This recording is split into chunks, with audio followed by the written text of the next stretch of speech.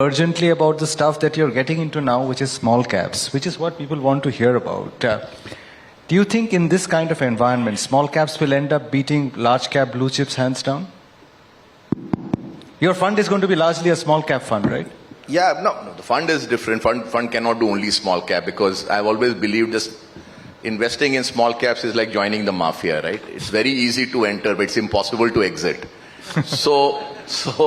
So you have to be very, very careful when you talk small caps. There are all kinds of companies out there, and I was in Dubai, on Sunday, and I thought Sunday was going to be a relaxing day, and I ended up having 5 meetings with 5 small cap promoters on a Sunday. Indians? In Dubai. No, Indian promoters. Indian promoters. All of them. In Dubai, who had come to see me, and they said, Sunday ko kam se kam aaram karne do. I was catching a flight for Bombay that night. So there is this all kinds of promoters crawling out of the woodworks. Each one has a great story. But I can tell you many will fall by the wayside, and therefore it is a very treacherous area of the market. I just want to be very clear about it. However, my view is this, that yesterday's story is over, meaning your Asian Paints, HDFC Bank, Kotak Banks and all that, they are not going to give you any money worth the while at all. Not even beat the index? No, I'm 100%. I've been clear for the last 2 or 3 years, okay, because there was enough data to show that they had run out their course in terms of valuation expansion. And now, even if they grow, the multiples will keep compressing instead of the multiple remaining constant or expanding. Okay, so I've been very clear on that trade, and some of the numbers, HDFC Bank, not bad, but I mean the market is already saying that I've had enough of this. So the trade has changed. Fund managers may or may not change, but the trade has changed, right? So small caps is where money will get made. It is also the place where you'll get taken out to the cleaners for sure. So if you want a simplified back of the envelope advice, buy 50 of them. Put 1 or 2% of your investable capital into each, and then hope that 5 of them will become 20x or 40x, which statistically will happen. It has to happen. That's the way the game works. If you think each of them is going to be 20x, forget about it. Many of them will become reverse compounders, meaning at the price you bought, they will keep halving from every price till they go to 0.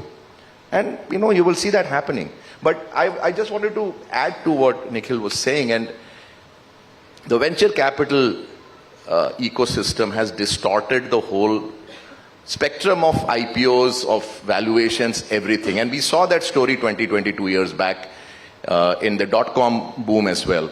That time people had a website and hence they got valuation. Now people have an app and hence they get the valuation. Okay, but there is nothing in the middle. Okay, so I was looking at the data, broad, back of the envelope. Which are the greatest companies in the world? And first of all, why do you call a company great? Okay?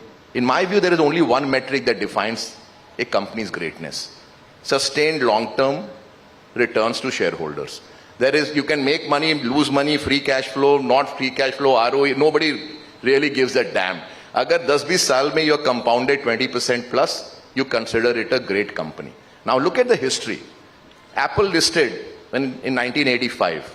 I think Microsoft listed around the same time, a year later. Okay, they were in their infancy. They were virtually in a garage or just outside a garage. Tiny companies. They listed right there. Amazon listed 1996, within I think 2 years of starting the bookstore. Okay, very early in the journey.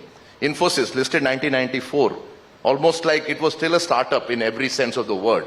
Correct? HDFC Bank, it listed when it was Worli and a few other branch offices. That defines how much returns your stockholders make. And all these are great companies in hindsight because they listed very early in their corporate journey. They did not have venture capital coming in the middle, providing the unlisted capital, whipping up the valuations, and then IPOing out when the businesses or the growth cycle was kind of coming to a near peak.